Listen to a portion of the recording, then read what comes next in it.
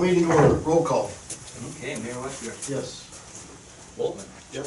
Reese. Yes. Moeller. Yes. Toms. Yes. And Whitey called in being very sick today.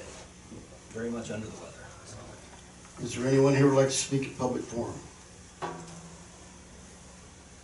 If not, we need a motion on consent agenda. So move. Second. Second. Roll call. did want to include that asbestos bill. Is that all right with Ken? All right, Waltman. Yeah. Reese. Yes. Moeller. Yes. Toms. Yes.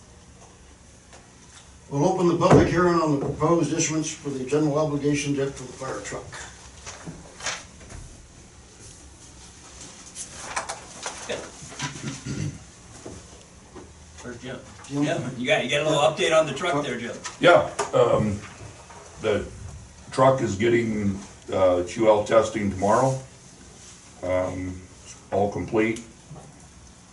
Once it gets through the testing tomorrow, there's some final things to do, and it may be ready to pick up as early as Friday. Not if the weather permits. Otherwise, it may be Monday, but tomorrow's the final test on the truck, so. Looks good. Yeah. I do have some pictures, somebody wants to see it. But otherwise, Friday if the weather permits, if not, Monday. So, as far as the debt issuance goes, there's a resolution at your seat tonight about actually taking action to enter into that agreement. But just know that this would issue $190,000 worth of general obligation debt, proposing repayment over 10 years. So this $190,000 would be split between Farmer State Bank and Iowa State Bank, and the interest rate will be somewhere around 3% when we close. We would close this on April 1st. So I know that it had come up at the fire department meeting about discussion.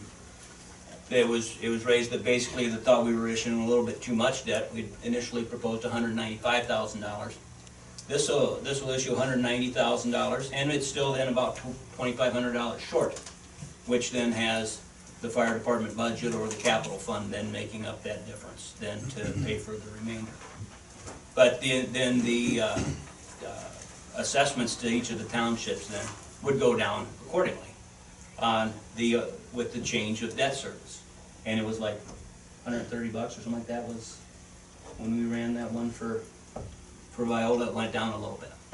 You know, it's not large dollars, but it is something. So the 2,500, does any of that come from the townships, or is that just out of our budget? It would be out of the fire department budget, which is allocated to all of the townships, to the city and the townships.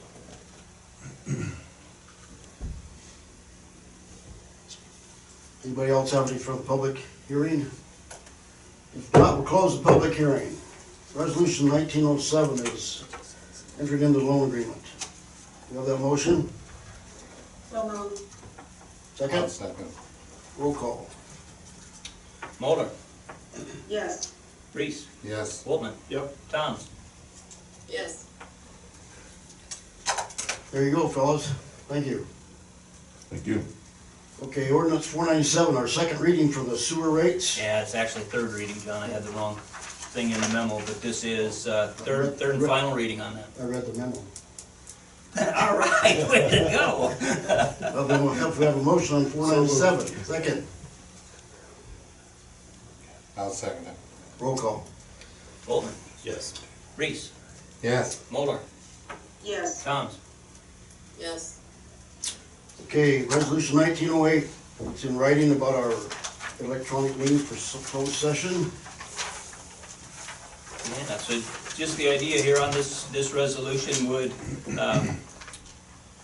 state officially that participation in city council meetings via electronic means for open sessions is certainly permissible, but clarifies that closed sessions, you may not participate in closed sessions via electronic means. You need to be in the room.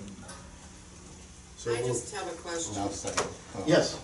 you know, I'm good with whatever the council decides on this, but, you know, just like tonight, what if you had to have a closed session and you don't have a quorum?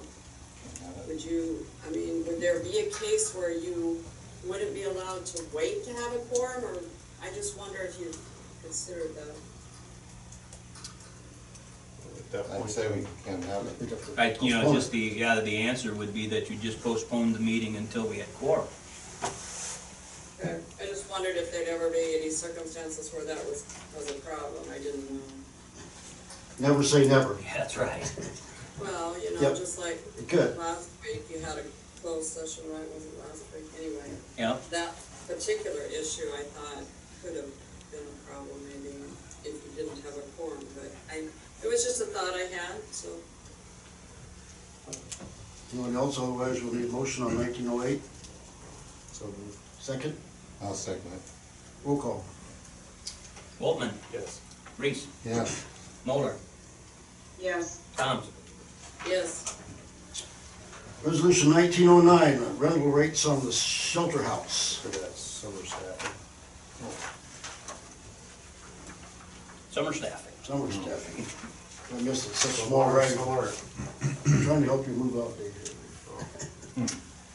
We're not doing nothing on summer stuff, we just, Well, just, you know, ultimately, I'll just want approval to advertise, but advertising actually for not that much, that many positions. We would advertise for 4 campground attendants, but we're probably figuring on 3 of those, at least 2, probably 3 of those attendants would be repeat employees again. 1 mini golf concession stand helper, and we'd advertise for that. We may or may not have the same person back again. Summer parks worker. For many summers, we've had 1, and it's usually been a high school or college student.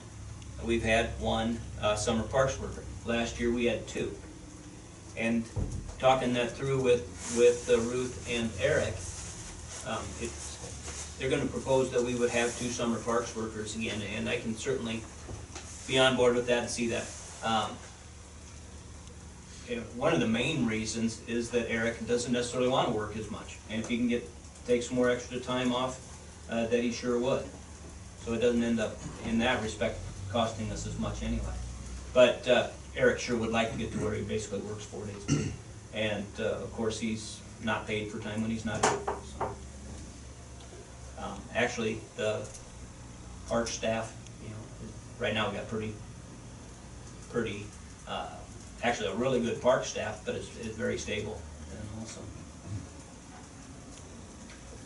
Utilities floaters, it's another one where historically we'd had 2 utility floaters. Last year we had 3. And assuming we can fill all 3 positions, we'd like to have 3 of them again. As far as harvester operators, I did talk with all of the operators from last year, and there's 8 operators. Charlie Green would drive truck, Jimmy Charles would help out drive truck. Talked with all of those operators, they all would intend to return. I guess I do not intend to advertise for any harvester operator positions. We had a bunch of substitutes last year that we never utilized. And so you ended up with a bunch of people on the list that you never got to, and that's just not hardly fair to them. So. No. So what it amounts to is I'd like to advertise for those 4 positions there by the bullets. Do we have that motion? So moved. Second, Second. roll call. Tom, yes, Moeller, Yes. Boltman, Yes. Reese. Yes. Okay, now we'll talk about the shelter house. Yeah.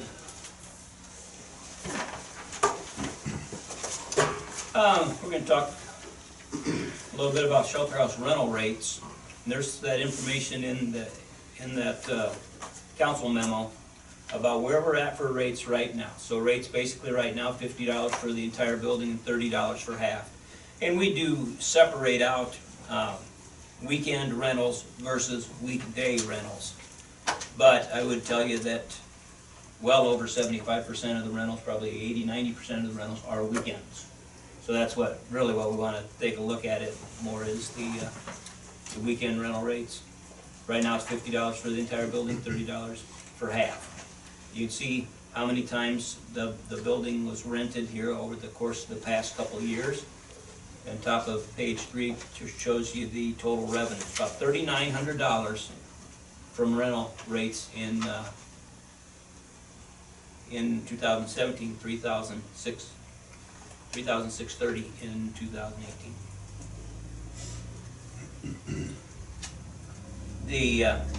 As one point of comparison, I do want to assure that we cover the cost of cleaning. And if it's 2 hours to clean each time, you see the personnel cost there, $27.30. Now, at $50 and total revenues of around $3,900, that covers cleaning and covers some very routine maintenance, but it doesn't cover any depreciation or any large projects that we would need to update the building. So, plus the other thing, I looked for the last time that we raised rates, 1998. So it has now been 20 years since we've had a rate increase on it. I think we ought to do away with the weekday. I think it should just be one price. You know, it was asked today why we do that, and part of it is supply and demand, that it's much more in demand on the weekend. But the other one deals more with like small meetings and that type of stuff that's more likely to happen during the week. So I think that was the rationale. Ruth, you got anything you'd like to input?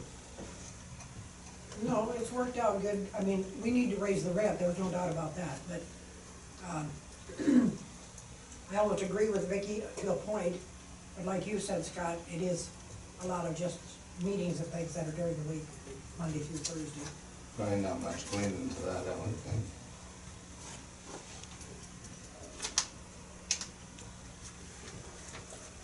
Do you have a dollar amount? Anyone? I think it ought to be at least 75, if not 100, for the entire building. I agree.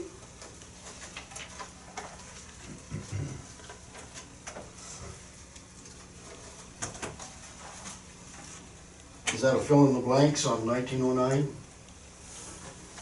We would need to do that.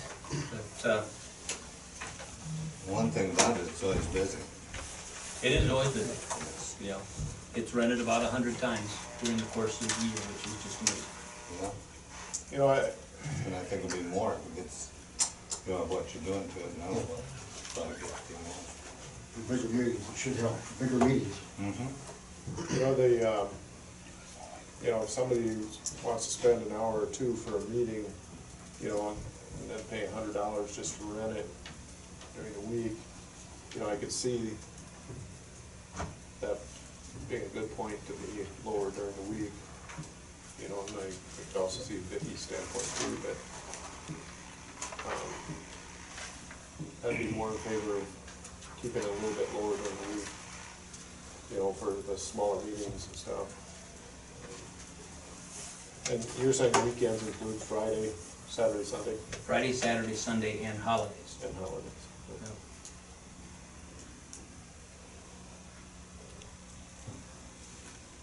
Yeah, I guess when we've talked to about the notion of raising rates, they can certainly see that it probably is needed. And the two numbers that are talked about would either be $75 or $100 for renting the whole thing. Well, say if you went with weekdays, 60 for the whole thing and 30 for the half. Double it. Yeah. And then the weekends, I can see where you go in and charge more from it. Oh, yeah, just looking at, I guess, other facilities, the Legion is at $75. Are they? Okay. Wall Lake Shelter's at $100. Yeah. So, The Wall Lake Shelter House is 100. Yes. yeah. Well, it's a little bit nicer than ours. I don't know if it'll end up being that way, but, I mean, what you guys have done so far looks really, really nice. I would make a motion that we go with $100 for the weekends and holidays and 75 for weekdays. I go along with that. Is that a second, Vicky? Yes, I'll second it. Okay, and we need to confirm a couple things. So, $100 to rent the entire building, and then is there a separate fee to just rent half? Would it be $50 or is it something else? Vicky seems good. Okay, $50 to rent half. And then $75 to rent the entire building during on weekdays, and then again, the question about half.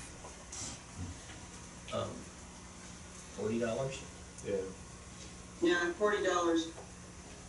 sounds good to me. okay? Last thing I want to point out, those last couple of paragraphs. According to this resolution, the rental rates shall be effective for all reservations made after the date of this resolution. So this would start immediately for any new reservations. Makes somewhat a weird situation because we have got a book full of reservations already for this summer, and they would be all at that lower rate yet. But then we could also then start making reservations now, and they'd be at that higher rate. When we take a reservation, we always write down what the rental rate is next to it, so we'll be able to tell what the rate was that was quoted to people when they were reserved. Yeah, I agree that we need to honor those ones that have already been booked at that rate. All right, and then the last paragraph there is, we have allowed certain organizations to utilize this free of charge. So, Men's Club has always utilized it free of charge, they built the building. Okay. Then the other ones that are listed there, Lakeview Community Club, City of Lakeview and its boards and commissions. The Iowa DNR has used that, and that's been for some training. Political parties use that for caucuses and conventions, and it's always been free of charge, and I would just like to get that down to writing then too. Yep, sounds good to me. I would propose that we keep that. I couldn't hear what Dave said, but, I said it sounds good to me. yeah. So, we do have then a motion and a second, if we can just approve this resolution. Filling in the blanks, it's 100 for all, 50 for half on the weekend, 75 for all, 40 for half during the weekdays, and the rest of the resolution remains the same. Yes. 100 is for weekend and holidays, right? Right. And holiday, yeah. She just want a motion on 1909. Yes, Those blanks fill in 1,500, 75, and 40. right. Yeah. Yeah, we got that motion. And that was your motion, right? All right, Roll call. okay, Voltman, Yeah. Toms, Yes, Moller, Yes, Reese. Yes. Okay, budget review. Yeah, you know, what I'm gonna end up asking the council to do is to set public hearing date. Now, those new totals are in there, but in the council memo on page 3, there's 5 things that were changed from when we reviewed that draft at the budget work session. Those are the only 5 changes. Other than that, everything remains the same, and I guess I would just answer any questions. yeah, why did the museum decrease? You know, that the electric revenues go down because the city's not billing them for electricity anymore. Oh, so they're gonna get free utilities, is that, Yeah, yep, that's what we had decided last time. okay, alright. I just knew they were estimated at, higher, Yeah, they are estimated at something over $900. Electric goes down 500, and then it's water and sewer, and that was just kind of absorbed by some other conservative budget estimates. okay, so they are utility free for the year, right? Correct, yep. Electric, water, sewer? Yeah, that's correct. You know, Except for the gas. they'll pay their own natural gas, yeah. Okay, Okay, we need a motion to set the budget March 4th. So, Is that so motion? moved. Second, I'll second it. roll call. We'll give that one to okay. Tammy. Mulder, Yes, Toms, Yes, Boltman, Yes. Reese. Yes. Okay, Royce? Any good news? Oh, nothing but good news. Let's see what page that's on. My monthly report is on page 12 there. January was a fairly busy month for us, being it's the off season, and February isn't starting out a whole lot better. You say last night our folks recovered a stolen car, so we're up 3 this year. We found 3 and are missing none, so. No, we had a really busy month in January, and February's going about the same way. Good.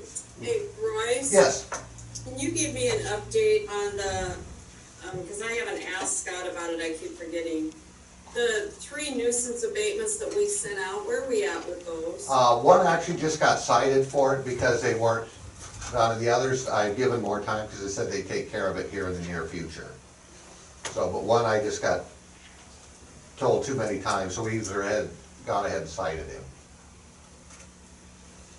So what is the reasonable time? I mean, because now it's winter, are you thinking spring or? I'm thinking it probably should have been done this weekend when it was warm, but, I don't know, I'd like to have it all done in the next week or 2. Or you're gonna give them a citation? Yep, the same thing will happen, yep.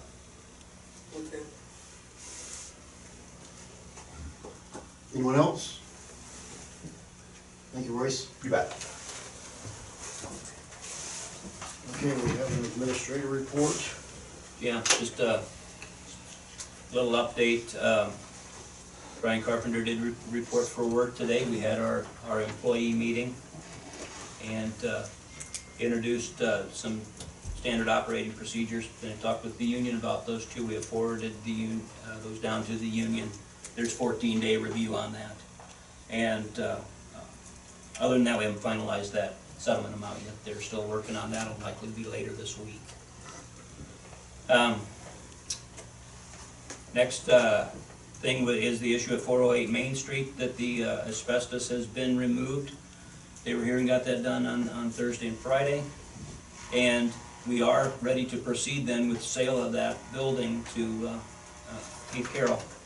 And Dave has sent down the abstract. I haven't received it yet, but we'll have to get that to Heath and have his attorney review it, and we'll keep proceeding with the sale.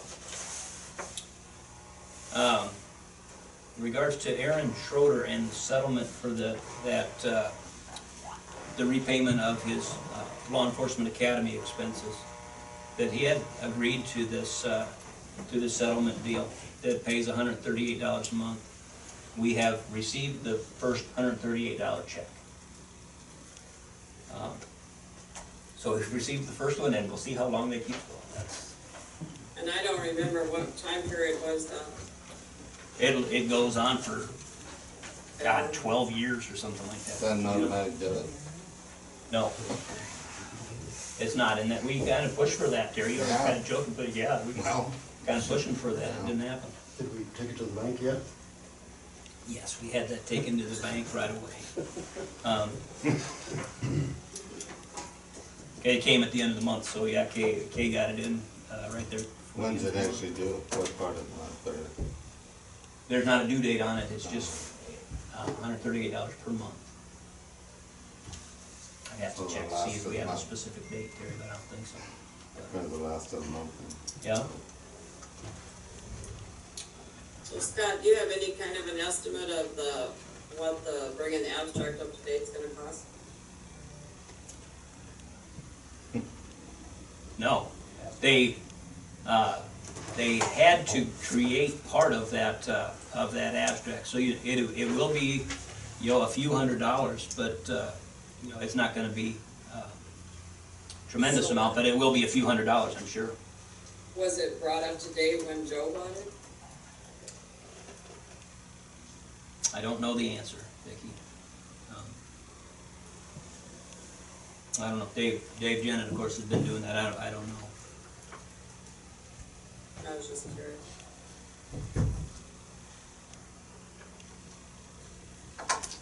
My last couple things are Sac County League meeting is next Wednesday, so that's the 13th, and it's over in Odebolt at the bowling alley. And I'm leaving on vacation on Thursday. I'll be gone for about a week. I'll be gone until the 13th. Going to Florida? No. That'd be nice, but no.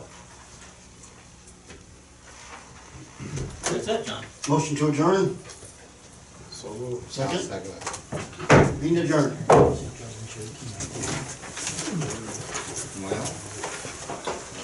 Told you, Dale, you didn't even take the coat off.